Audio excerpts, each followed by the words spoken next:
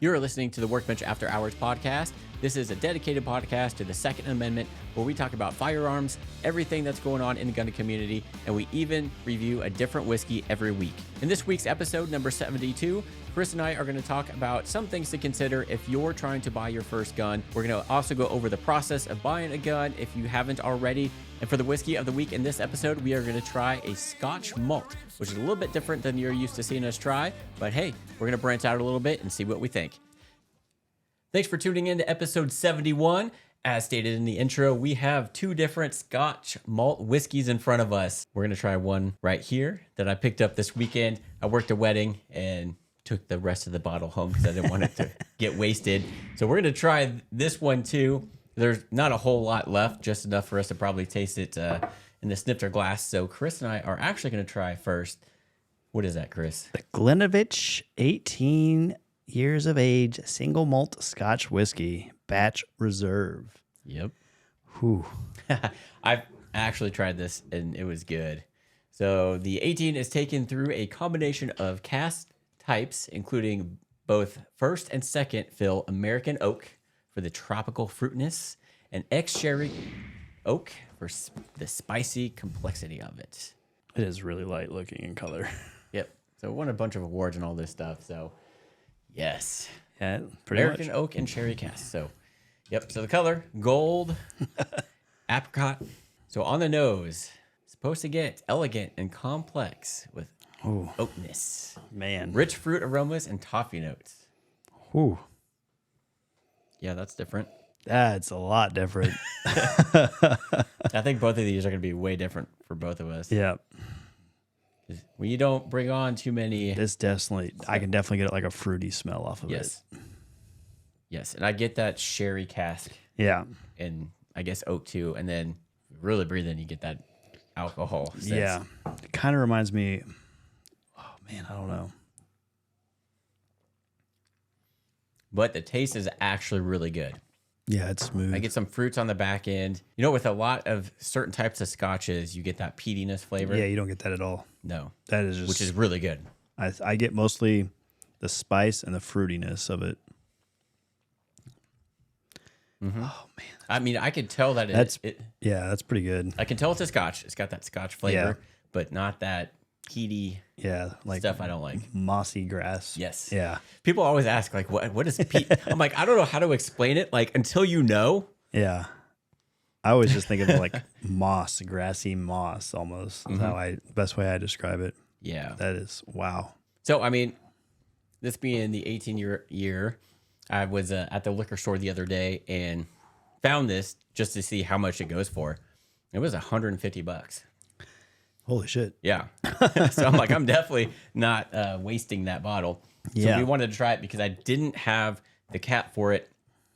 So I had to find like a cap that just kind of at least set over the top to keep it good.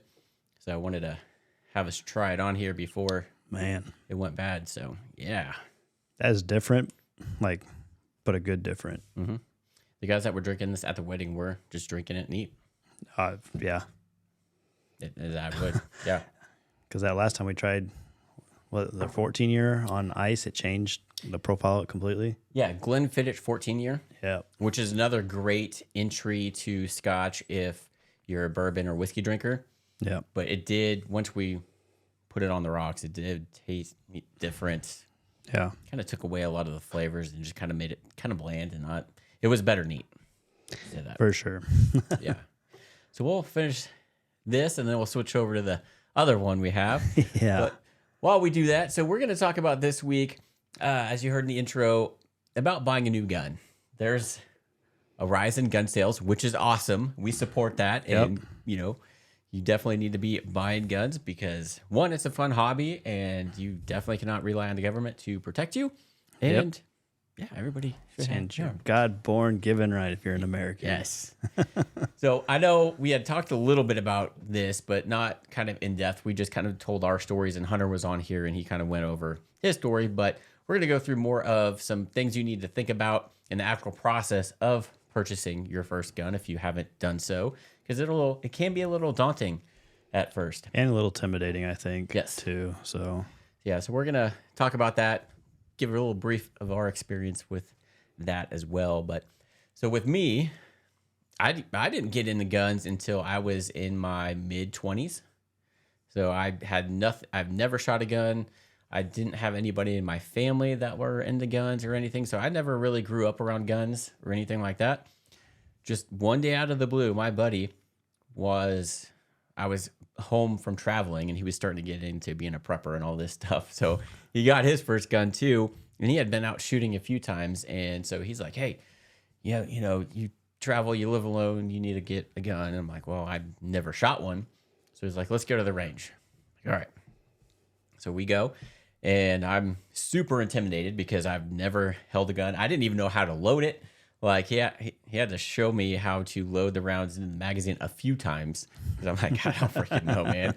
And then showed me how to hold it and shoot it. It was a Springfield Armory XDM 40 cal. So it was a little snappier. So I started off with a 40 cal. And man, after I shot it, like I was right before I pulled the trigger for the first time, I was like, oh God. Okay. But it was addicting. Like, I'm like, all right, this is cool. I did pretty good. And, after that first time, I kind of collected myself and thought about it. I'm like, you know what? I would like to go again. And so we went again, and he showed me again how to load it, and I got a little more comfortable with it. The gun he bought was also newer, so it was a little harder to load with those Springfield XDMs. They're high capacity, so it's harder to load. But once you actually get used to it, understand it, it's not as scary. And then, of course, I did a lot of research online, YouTube and stuff. And once you kind of learn about how the guns work, how to handle them safely, then the next time you go back, then it's like, okay, I kind of know what to do. Always point it down range, consider it loaded at all times, and all that other stuff. And was way more comfortable the second time. And then after that, I decided, okay, I want to buy a gun. So I don't know what was your... I really didn't want anything to do with guns. Yeah. Like, I did it in the military for a little bit. Like, through basic training, we shot, see if you're proficient enough and you got your badge or your sharpshooters and whatnot. But I was really not interested until I came back and got out of the Navy. And now I'm like, wish I was when I was in, because it'd been easier to get a lot of things like my concealed carry. But I think I don't know. I think it was right when Mason was born. I was like, I got to have a gun for the house. I got to have something to protect the family. So I was like, first thing I automatically thought of was shotgun. I was like, you don't really have to, if it's in the middle of the night, all I got to do is point in that direction and it sprays and you're good. Mm-hmm. So I went to Cabela's at the time, and I went and looked, and I was like, man, these are expensive. And I found a Browning BPS, and they had two of them. One of them was like half the price. And I was like, well, that's kind of weird. It's the same gun. Why is this one $200 and this one's like $450? So I took it up to the guy, and he's like, oh, it can only chamber one round.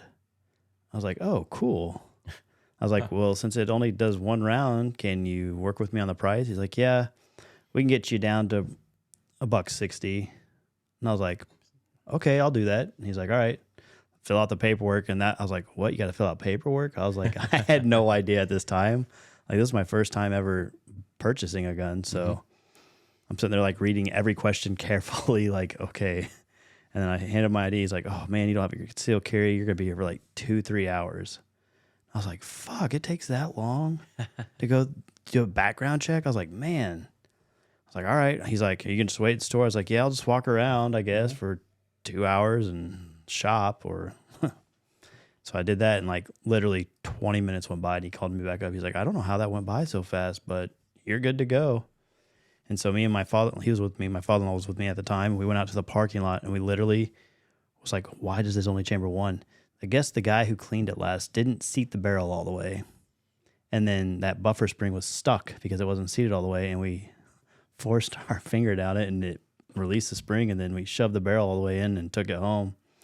And it cycled all the rounds that it needed. So I pretty much got a good running BPS for half the price. There you go. Oh, yeah. Can't beat that. No, I was ecstatic about it.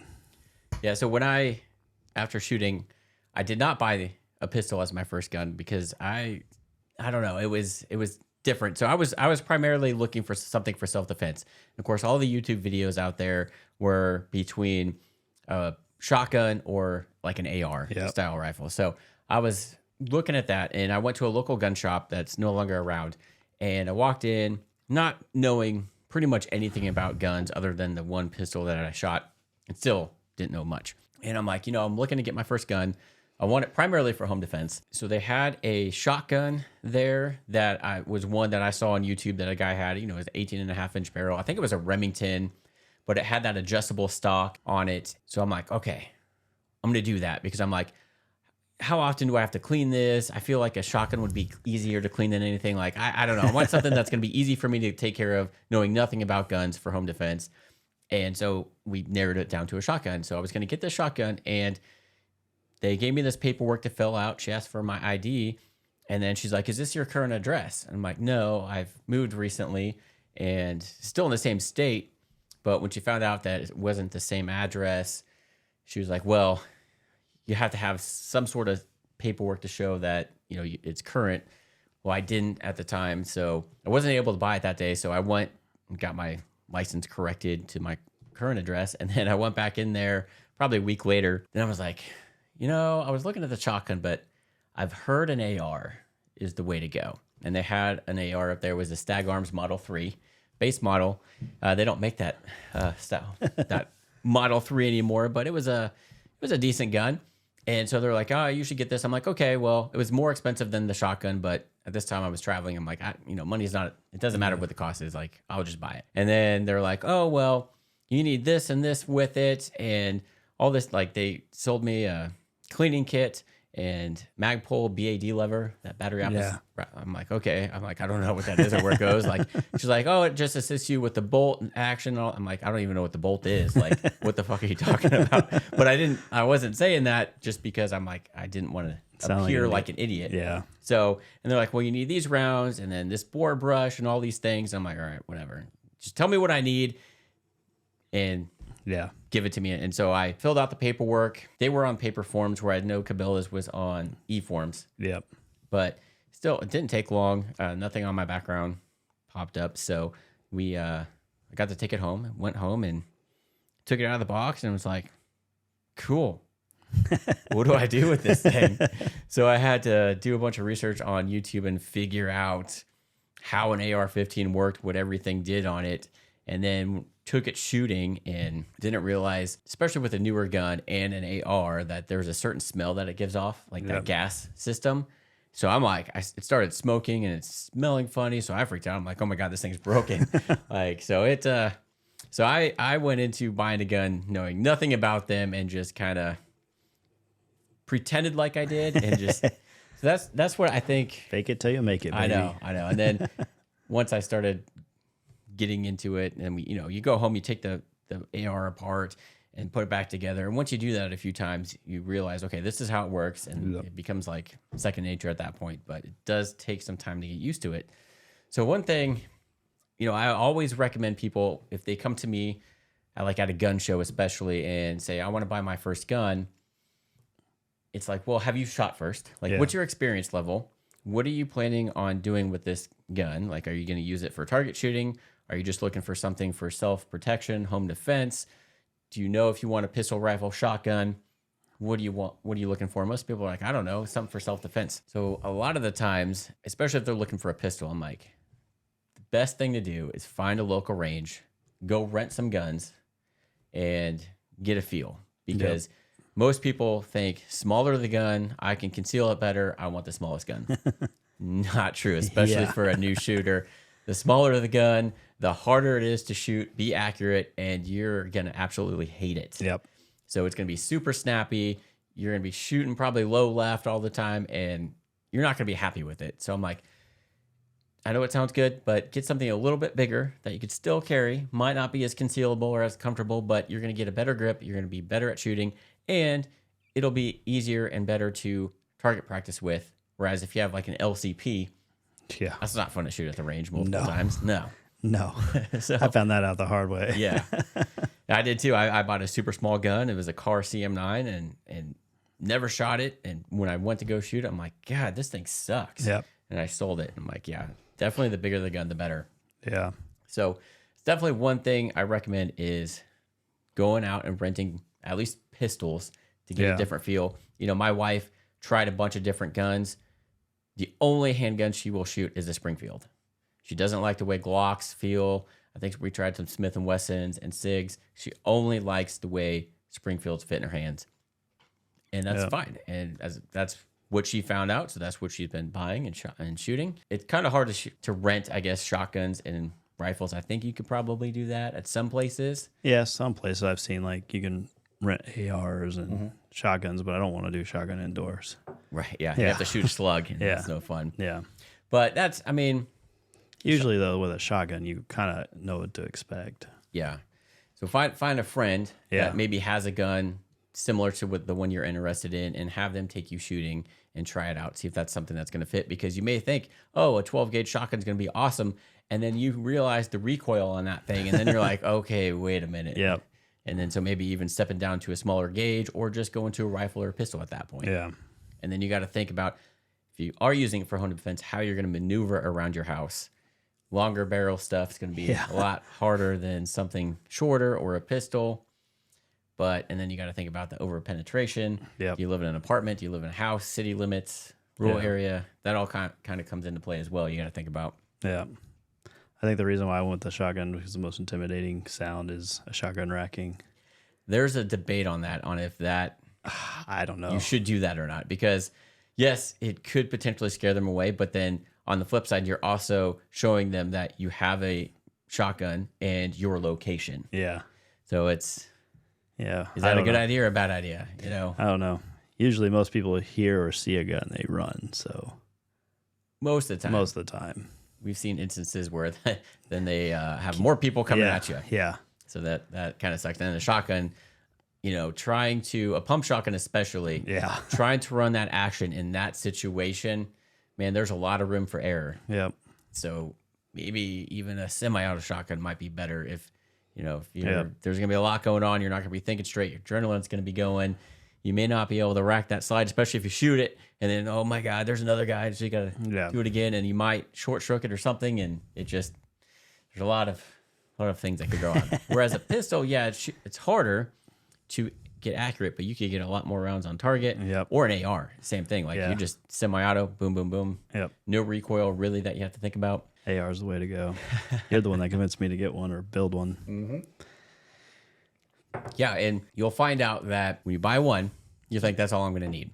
Yeah. Well, then you're going to get bitten by the bug, and you'll learn that, oh, well, there's this other gun I'm interested in, and where I've shot, and I like that, so I might, and then it just snowballs. So most people don't own just one gun. Yeah. You start off with one, and then you end up with a collection. Yep. So we'll take a break from the main topic, and we'll switch over, since we're done with this, to the next actual main whiskey of the week. I'm going to run some water through my glass. You want to just clear out that last one? Trying to clean the palate up a little bit. Yeah. I mean, that was good. It was. I was really shocked by it. So what do we got now, Chris? We got Monkey Shoulder, another whiskey malt. So pulling out all the stops this I week. know. Like, I've been wanting this bottle for a while. They have a bigger bottle, and that's usually all I see. And I was at the liquor store, and I saw this smaller 750 milliliter one. I was like, I could do that. I was like, because I was real worried because it is a malt. Yeah. But I don't know. I also like the bottle of it. It's got the little 3 monkeys on the shoulder. That last one, does it say what the proof was? Because I was starting to feel a little warm. It was getting warm.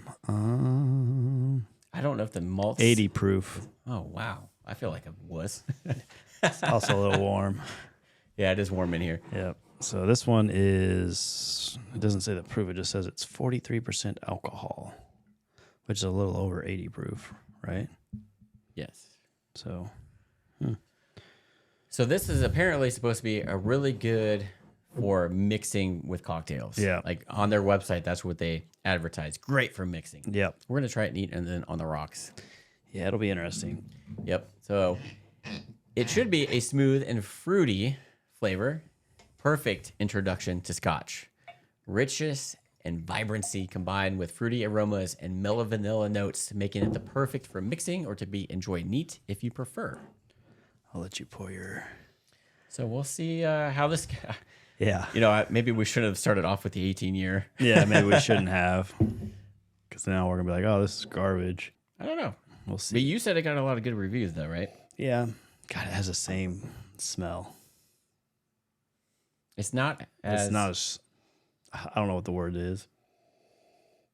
It doesn't have that... Doesn't have a strong, like... that. It wasn't a strong smelling. I think it's the sherry cask, because I don't think this was ever in a sherry cask where that one was. Yeah. So that might be it. Yeah. It's still got that same profile, though. Yeah, still has that Scotch smell aroma to it. Yep. Are you getting any vanilla? A little bit, not much. Like, I'm getting some fruitiness a little bit. You got to kind of sit there and let it linger, but getting a little fruitiness. yeah.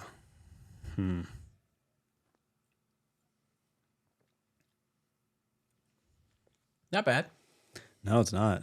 Not as good. Totally different, too. Yeah, totally different taste. If I were to drink them neat side by side, I think I would go with the 18-year. Yeah, I probably would, too, but... This doesn't have as much like a strong flavor to it. Yeah. Profile, I would say. Definitely a younger Yeah. batch for sure. Yeah. It even says, I think the batch is number 27. Yeah. Huh. That's different. Yeah, it is. Just a little bit. It's not bad. Like the very first time we tried Johnny Walker, Oh, yeah. That we're was like, nope. So, yeah, and obviously when we put it on the rocks, it's going to, I think, dumb down the taste and flavors, but we'll try it anyway. Still get that spice like you would with a regular whiskey. But, yeah, they definitely have, like, Different cocktails. this is how we should do an old fashioned, which I would be interested on an old fashioned with this, because with that Scotch flavor Yeah. profile, that'd be a little bit different.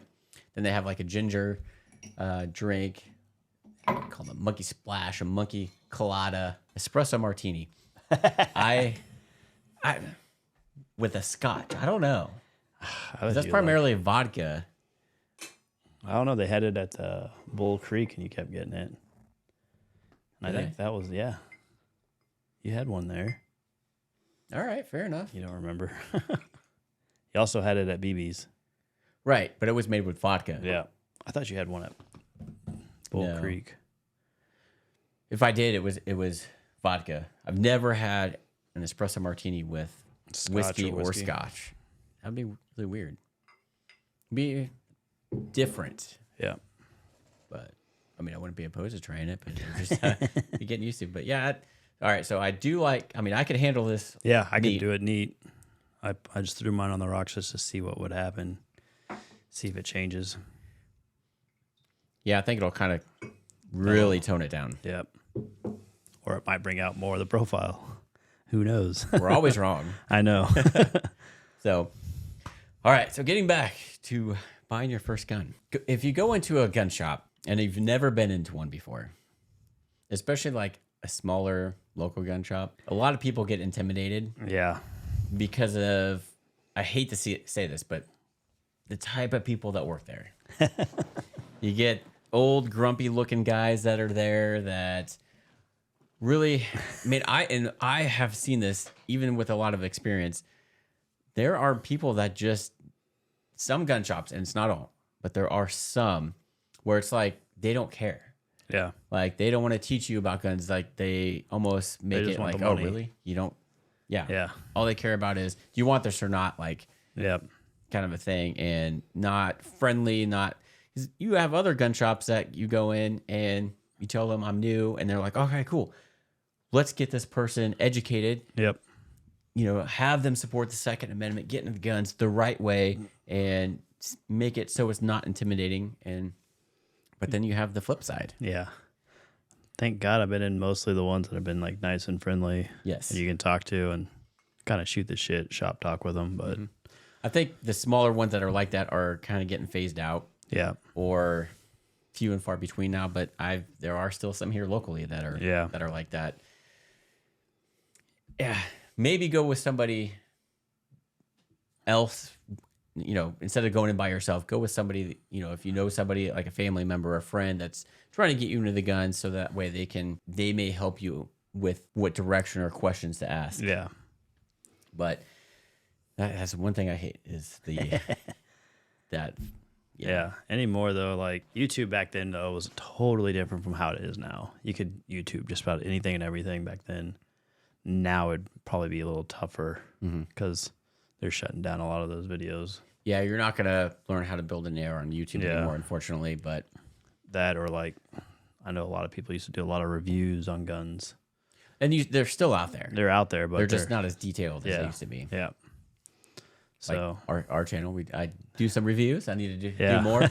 I'm waiting to get our new studio set up with the cool tactical wall background before I do too many more gun comparison videos and stuff like that. So once that's up, hopefully by next week, you'll start seeing some more gun reviews. Because I got a lot planned. I just we still need to go to the range. We have a range day we still got to do. Yes. And that's one thing too is if you're brand new to guns, practice. Like maybe there's so many of these gun ranges that offer beginner courses, like intro to like you may not even touch a gun, but they tell you all the safety things that you need. Yeah, fundamentals. Yes. And help build that foundation. And that is one thing I highly recommend. That's the one way I got my wife into firearms is she was completely terrified of them, even though she knew I owned a gun business. She took a ladies only gun class and came out of it like, okay, much more confident. She owns her own gun now, not afraid to touch them. They just teach you, because if you don't know how it works or how to safely handle one, you're going to be terrified. Yeah. So taking like even just the beginner safety course or something will open up a lot, and then they'll give you some, direction to go on what you're looking for. They even maybe they'll have you shoot some guns, try them out. So it just depends on the course and the range you're going to. But even if it's just a classroom only, at least you get the basic fundamentals on how to safely handle a firearm. So that way, a little bit going into it, and it won't be so intimidating when you're being like, say the guy at the gun shop is handing you a gun. Yeah. You kind of know how to safely handle that. And not flag people. And yeah. That's like one of my biggest pet peeves is getting flagged by someone. It's like, oh, come on, please. And like I saw a guy, he was with this girl one time. She accidentally flagged me. He's like, whoa, I'm so sorry. She's new at this. Like, okay, that's fine. But like, you should have told her beforehand, before picking up that gun. Yeah. And, luckily in the gun shops, they should be unloaded. Yeah. But you just never know. Yeah. It's good practice. I've always been taught, act like it's loaded. Yeah. Don't point it at something you're not willing to shoot. Yep, exactly. So not even my son, like I had the AR out one time, and I was bringing it over here for one of our podcasts. And he's like, can I hold it? I was like, yeah. I was like, but I got like 4 rules you need to follow. He's like, okay. Like, you got to always pretend that it's loaded. Yep. So don't act like it's unloaded. There might be a round in there. We don't know. I was like, you can check it to clear it, make sure there's nothing in there, but always act like a gun is loaded. Keep your finger off the trigger until you're ready to shoot. And I was like, aim either down at the floor. Do not point it at anybody or have that rifle pointed at anybody or look up at the sky with it. And he's like, okay. And I was like, all right. And I handed it over to him, and he kept his fingers off the trigger and everything. I was like, wow, he actually listened. There you go. There are a lot of gun shops that have jars with bullets. And that's because people will bring in a gun saying it's unloaded. Yep. Then the person behind the counter will check it. Nope, there was one in the chamber or one in the magazine. So a lot of places keep jars of stuff that they find. Yeah, I always, like, every time I get a gun handed to me, the first thing I'm doing is making sure it's clear. Even if you see the person clear it, getting in the habit of taking the gun from them, clearing it yourself, and then safely handling it. It just... Yeah, and usually, too, when I'm clearing it, I'm doing it like I'm holding it upside down, too, to make sure if there was anything in there, it just falls to the ground. Right, where the ejector is on the floor. So, Yep. Because you never know. Yeah. Maybe there was a malfunction before, and something got stuck in there. Yeah, it's like that time we were at the gun show, and they had someone running their AR barrel, remember, and the round got stuck in it. Yep. Oh man, that was the craziest thing I've ever seen. And I don't rack it once. I rack it multiple times. Just like drop the mag, rack it several times just to make sure. And then on the last one, hold it open, look in the chamber, kind of looking down the barrel, making sure that it's empty, and then you're good. Yep. But if you do take the training or go with somebody to the range or whatever, but once you finally decide on what gun to buy, there's the process of buying a gun. Yeah. Now there's some not so gun friendly states that we're not going to talk about because they're different rules and I'm not too familiar with them. So majority of the free states, like here in the Midwest, the process to buy a gun is you fill out what's called the Form 4473. Now it's either going to be a paper form or an e-form, electronic form. I still like the paper forms. Yeah. I like that paper form. If you go to a big, like Cabela's or something like that, they're going to have the e-forms. Same thing, you just fill it out on a computer or a tablet versus paper. Yeah. But it's the same thing. And essentially what it's doing is asking for the information that's on your driver's license. So it's going to ask for your name, address, where you were born, your social security number, which you don't have to provide, but it's good to do so that way you don't get mistaken for somebody else. Yeah, especially if you got a common last name. Yes. Because then that could potentially cause you to get delayed. So then you fill all your information that you should know, and then there's some yes or no questions. Yep. They've recently updated the form to where they threw in a couple that I've noticed are tripping people up. And some people are looking at these like, what? Yeah. Like it's worded so funny, but it should be no. So the first one is basically asking if you're the person buying this gun, mark yes. And then as long as you don't have any felonies or any of the other thing, all the other questions should be no. And then you sign, date, the person you're buying it from will fill out the rest. And then they're going to run a background check through the FBI's NICS system. And basically they're just entering some basic information about you. It goes through a quick online thing. A lot of us do it online. I do it online. Some of the old school guys will actually call it in. As long as it goes through, you don't have anything on your background like federal wise, like any felonies or anything like that, then typically it should come back pretty quick as a proceed. Yeah. If it does that and you live in a gun-friendly, free state, you get to take it home that day. Most gun background checks I do on people take seconds. Sometimes it could take up to 20 minutes. Yeah. Usually once it hits that 20-minute mark, then it will go into a delayed. And so if you do get delayed, which isn't uncommon if you've never bought a gun before, that happens all the time, then I think they've changed it to 5 business days now.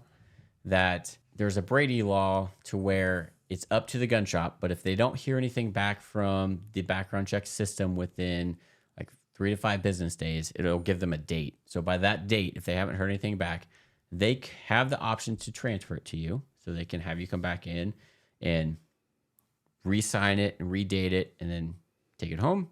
And then they'll have to wait until the background check finishes and it'll either come back as proceed or denied.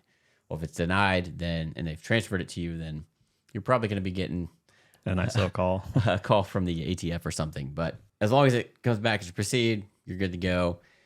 Some gun shops don't do that. They actually wait until it comes back as a proceed. Yep. Which, is up to the gun shop. Isn't a bad thing. Nothing against you. It's just to save their back and that whole process afterwards. But once the background comes back, if you got delayed, you go back in, fill out the paperwork, and take it home. Yeah. It was easy. Yes. So that's the process for buying a gun. Yeah, the crazy thing is the first time I bought it, because I just moved back from San Diego, my license still showed my permanent address. And I was like, I don't even know my real address. So I just kept it all the same as my driver's license. And they didn't even question it. Whatever your address is on your driver's license, put that on the paperwork. Yeah, and then later, like I think a year or two later, I went and bought my first handgun, and I was like, I wrote down my address, and it didn't match the driver's license. He's like, do you live at this address on your driver's license? Like, no, I live at the one that I wrote down. Well, I needed to show proof, so then luckily I had my car registration showing that, hey, I do live at that address. Yeah, if your address isn't correct on your driver's license, and you can provide another form of government, something showing your current address, that could work. When I did it, I didn't have anything showing it because I still had everything at my parents' house, even though I moved out.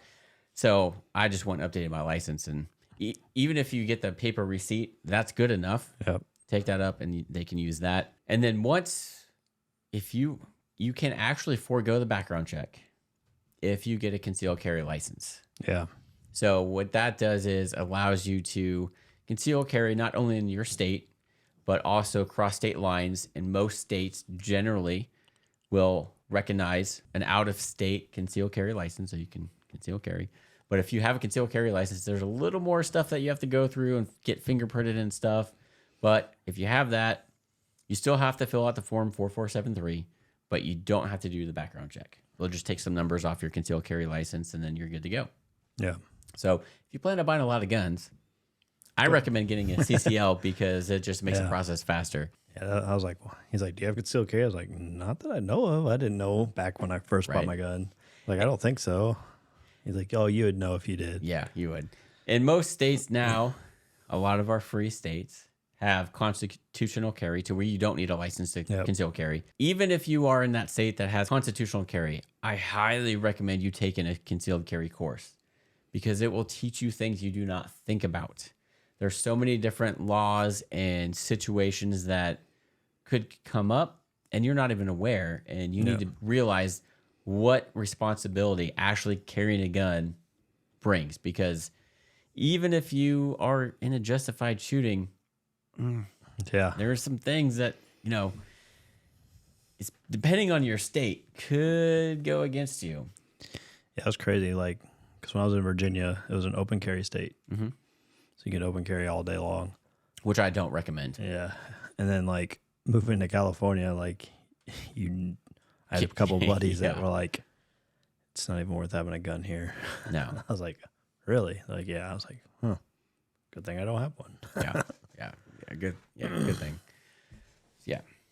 But it's crazy. It's a process to get your concealed carry, but once you have it, it's like your driver's license. You update it every 3 years. You just do a renewal. Yeah. You go up there. Super easy. It's just a pain in the ass to do it initially, but it saves you time. Yeah, I wish I would have done it in Virginia, because everyone I knew that was in the military, like, they just went to the courthouse, showed their ID, and showed that they're military, and they paid like $50, and then they got it. I was like, what? I saw that there was a bill passing, because right now you have to pay fees. Yep. They were trying to get rid of those fees, so more people actually did that. That'd be nice, but because the course is, you got to pay for the course, which is at our range was about $90, and it's an 8-hour course. So a lot of places have it, like, say on the weekends, full 8 hours, or you can do it during the week and they'll split it up between a couple days. Yeah. But I mean, I learned so much, and I don't regret taking that course at all. Yeah. Like, if you're not going to take any type of firearms training, at least take the CCL course as a basic, because they will cover everything. Yes. Yes. There's a lot of stuff you don't think about. Yep. And that's why we always say, if you do carry a gun, or even just have a gun that you plan on having set aside for self-defense, also look into self-protection insurance. Yes. Because that is a huge thing that will save you a ton of money. That, and it's just a peace of mind. Yes. Just knowing that, hey, if something happens, you call, talk to them, you have an attorney ready to go. The police, whether you're justified in your shooting or not, the police are not on your side. Nope. So who do you call? Exactly. So if you have self-protection insurance, like Right to Bear, in the link below, you get a coupon code. But whether there's so many different options, like USCCA, a bunch of different options out there now, no matter who it is, they give you a number to call before the police arrive, or before you talk to the police. You call this number. The attorney tells you exactly what to do or what not to do. And that just kind of saves your ass. Yep. And, you might be justified. If you're in a gun-friendly state and it was justified, you're not getting pressed charges or anything by at least the state. Well, guess what? The family member of that person that you shot and or killed can sue you. Yeah. Are you prepared to pay for that? Yeah, that's the crazy part. I don't think a lot of people think about it. Like, oh, it was justified. Yeah, it might have been justified, but now you got to deal with the repercussions, because another family just lost a member. Yep. And they're going to want you to suffer somehow. Even though that person was in the wrong. Yep. It's crazy. Because of our justice systems. Yeah. They can sue you. Yep. And even if you just injure them, like, a lot of people like, oh, well, I just shot him in the leg to stop the threat. Yeah. That's almost worse. Yeah. They'll kind of go over that a little bit in the concealed carry course, and it depends on the state and the laws. Some states have that stand your ground, which I wish every state had. Yeah. Kansas does not have that, unfortunately. Doing a warning shot can actually get you in trouble. Doing I shot him in the leg as a warning shot kind of a thing, or, just shot him to stop him, can actually be worse than actually killing the person. Yeah.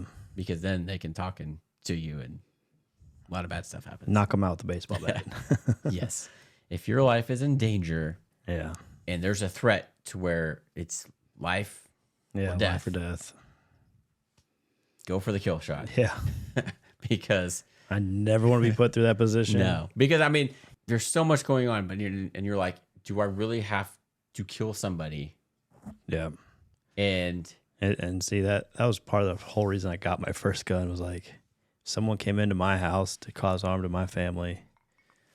I'll rather take it for it instead of my family, losing my family. And that was like the whole reason why I got my first gun. Yep. Which is crazy to think, but it's why my buddy convinced me to buy mine because I was living alone and stuff was going crazy at that time, and you just never know. I lived in an apartment, so I was kind of limited on options and on what I can get or the type of ammo, but some sort of training, whether it's that or even, a lot of places have, if you buy a pistol, they have intro to pistols and then different progressions from there. If you want to be proficient or learn some self-defense stuff, that's pretty cool. They have shotgun courses. They have rifle courses that you can take for defensive. And then if you feel like you want to do more, you can do like intermediate, advanced, and then you can look into getting into competition shooting, which is fun but super expensive. Yeah, I would really love to do it. Although if you, Canik, we've had Canik a couple times as the gun of the week. Man, that's a lot of bang for your buck if you're doing competition shooting. Yeah, but then you're also going through a bunch of ammo. Yeah. That kind of things. But a lot of rounds. The cool thing about competition shooting that I've heard about, I haven't actually experienced, but they welcome new shooters because they're like, hey, you may suck. You may be like super slow at this. Just getting into it. Like, we want you to get into it. Like, I've seen so many people on YouTube and podcasts, like, they were just there to watch, and then they're like, hey, do you have a gun? And they're like, yeah. And they're like, well, come on. Like, it doesn't matter if you're slow or you miss a bunch. The fact that you're actually doing it, we support that. Like, let's get you into this. And, like, they're really, really supportive. That'd be fun, I think, to do. Yes. That or, like, getting into long-distance shooting, I think. Oh, I really want to do that so bad. Mm-hmm. Quick break from that. What do you think of this on the rocks? It's not bad. I didn't really lose a lot of the profile that it had before when it was neat. Not as much as the Glenlivet 14. Yeah. Yeah, still pretty good. Yep. I can definitely see this as mixing whiskey. Yeah. But again, with that Scotch flavor, it's going to taste slightly different than you're used to with bourbon. Yeah, but it's not crazy different. Like, it does have a little bit of that mossy taste or Scotch, but it's still not bad. Yep. We've had a lot worse. Hey, that's for sure.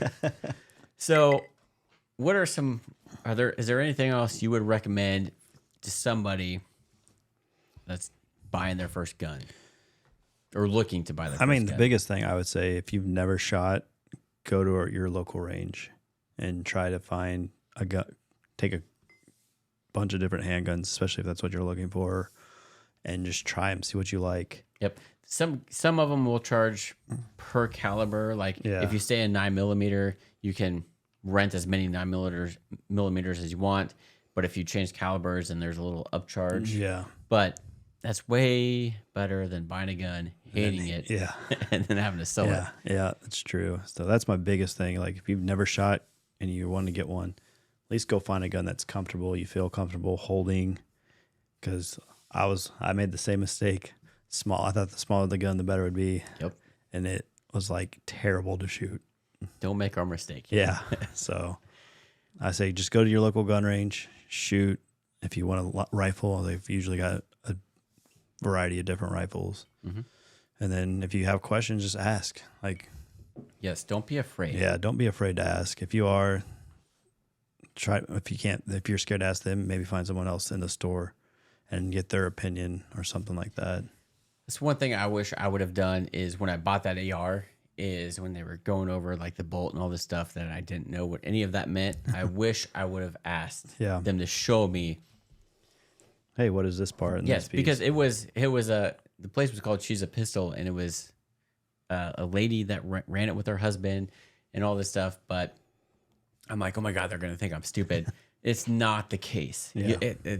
I had that in my head, and I think a lot of other people do.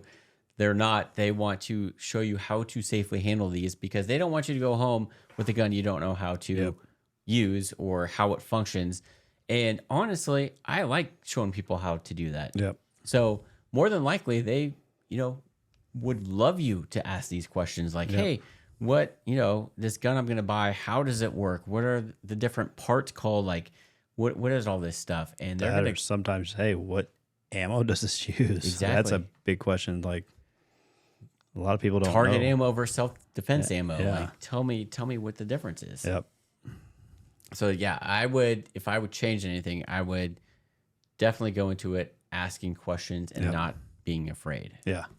Even if the guy looks like a grumpy asshole, still ask him. And who knows, maybe then he'll be like, okay, somebody wants to learn something, I can teach them, and then you guys get into a nice conversation. Yep. It's crazy. Yeah. Like, so I've gone into one or two of them where I had like an old grumpy guy, and I was like, hey, have you heard about this or this? And see what Well, maybe they'll show you some other options that you didn't even think about that might better fit you. Yeah, like I remember one time I was comparing like 3 guns, and the guy is like, hold all 3. He's like, all right, now hurry up and try to set. He was like showing me weird. He's like, this might sound weird, but it's a gangster. Hurry up and get on target because you're all sideways first, and then you pop it up into place. And I was like, okay, that's kind of weird, but all right. Yeah. But just asking and then seeing and feeling how the gun feels in your hand, I think it's the most important, and shooting it. Yep. Don't make that mistake. And sometimes you can't. Like, like mine, I stole my 2 first pistols pretty much. I got them 2 guns for $250. So one of them was the LCP custom. The other one was just a Taurus PTO 701 Slim, and I like that gun a lot. But I was like, for $125 a piece, can't beat that. Yep. I was like, oh yeah, this smaller one would be great, concealed carry. And the first time I shot, I was like, fuck, this sucks. Can't get a good grip on it. I could only get 2-finger, and I was like, oh my God, this sucks. And all guns, especially if you buy them new, come with manuals. Yep. So kind of skim through the manual. It'll show you the basic safety features and how to operate the gun, what each part is called.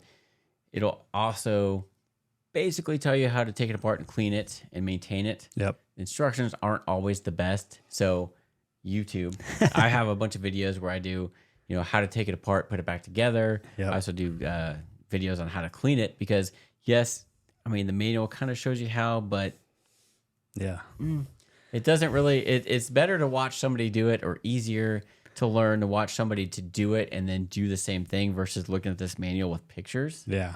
Because there's been times where, oh, this looks self-explanatory, and then you try to take it apart and it just does not work.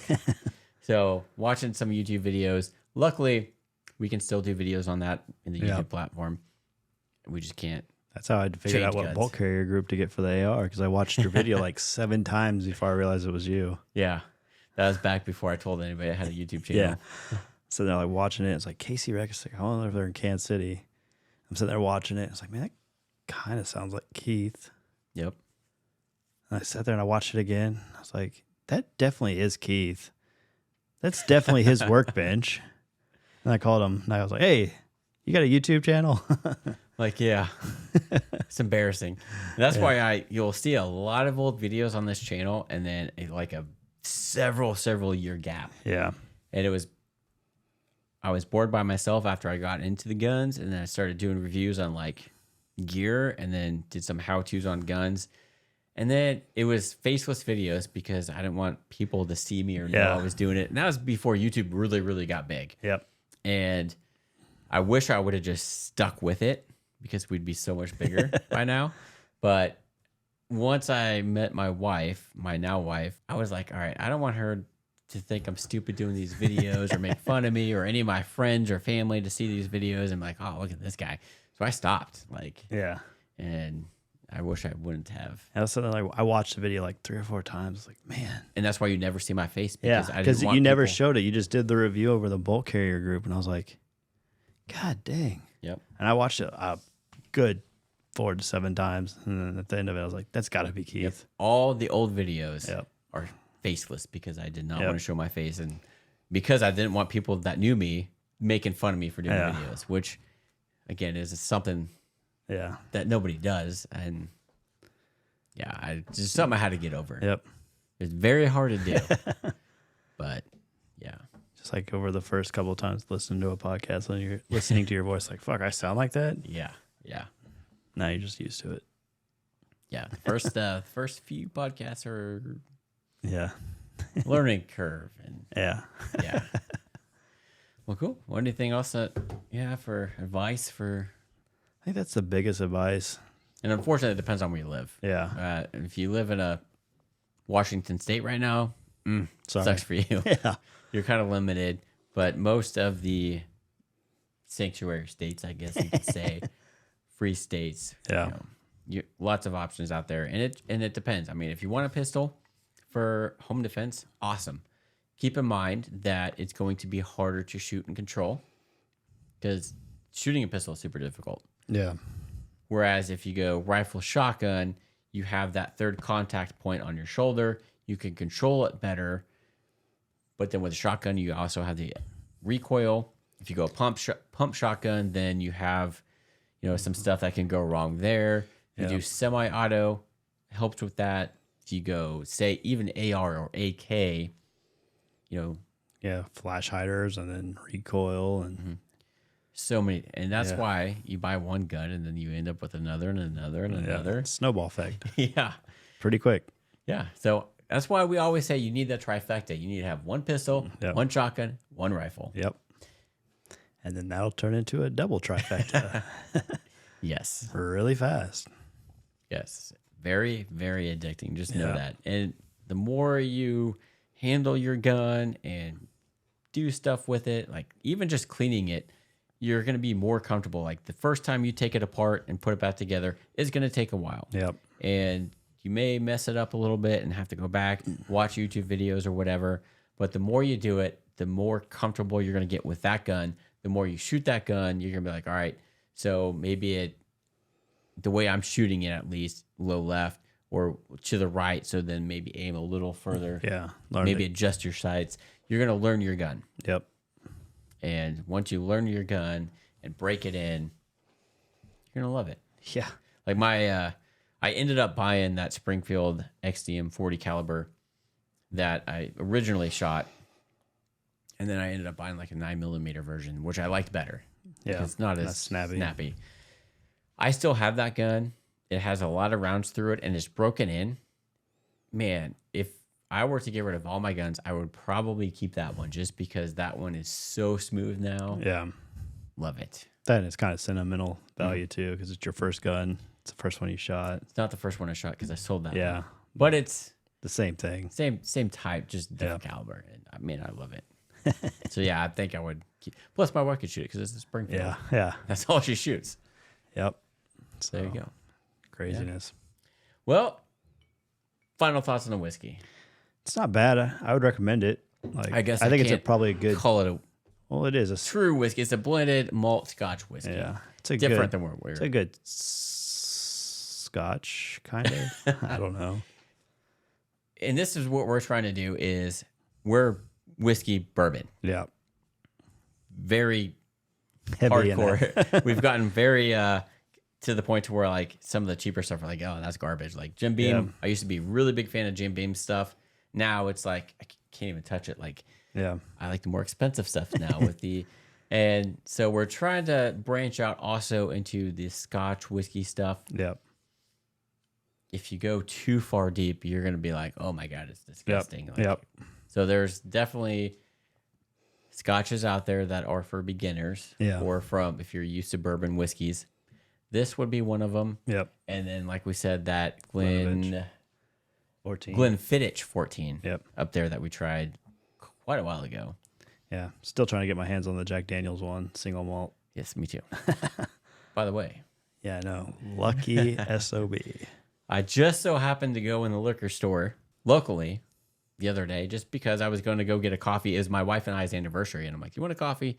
So there's this place I like to go to. And then next door to that is a liquor store that I frequent because they have usually allocated stuff.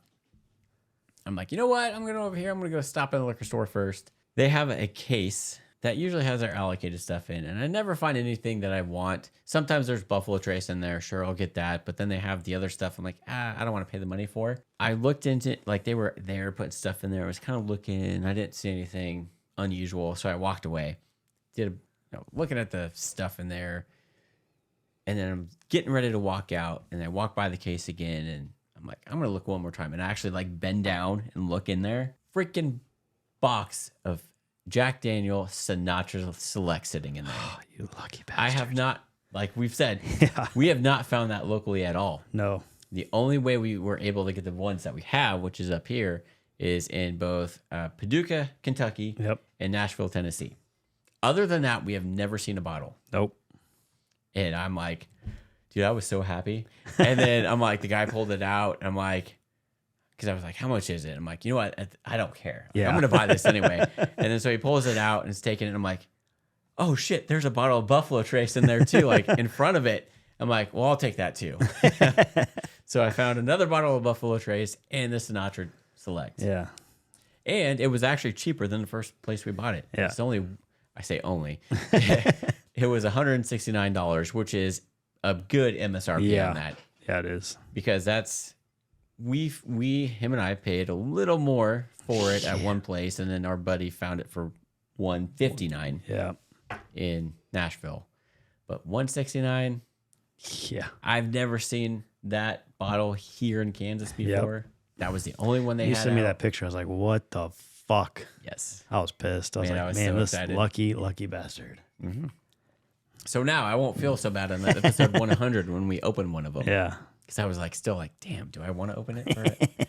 Yes. So episode 100, which will be sometime in November, mid-November-ish. Yeah. We're going to be doing Sinatra Select. Even though we've had it, because he's opened a bottle for his master's graduation. Yep. We actually did try the bottle that Alan got in Nashville on that podcast. So it's so good. Yeah. So good. So to actually do it on the podcast will be fun. Yeah. Oh, man. I'm so excited. But it's one of those, it's so rare and pretty pricey. Got to save it for a milestone, which I think is going to be 100. Yeah. We're getting there. This is 72. Yeah. So we'll get there. Yeah, no, I keep looking and I keep seeing new Blanton stuff come out. I'm like, yes. Keeping my eyes out. I'm to the point now I'm going like the small liquor stores just to see. And again, go to Gomer's. Yeah, I do. I go to Gomer's. You gotta. It's where I've been finding this stuff. Yeah, no.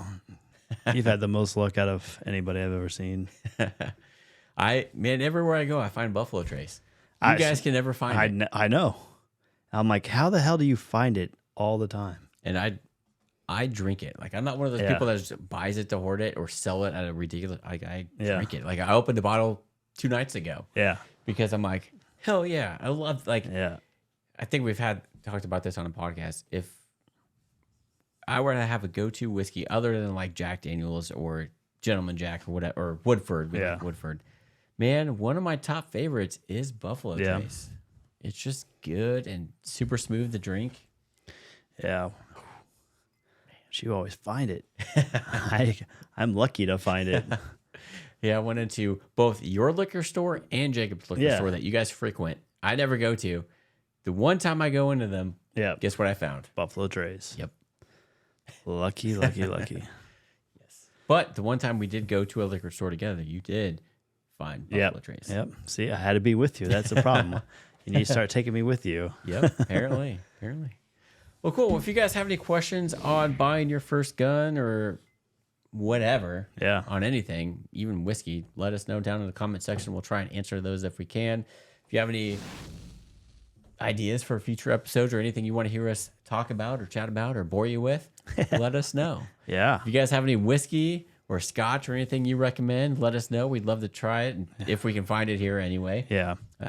I have a shelf full of stuff back here that is upcoming. Yeah. But we're always...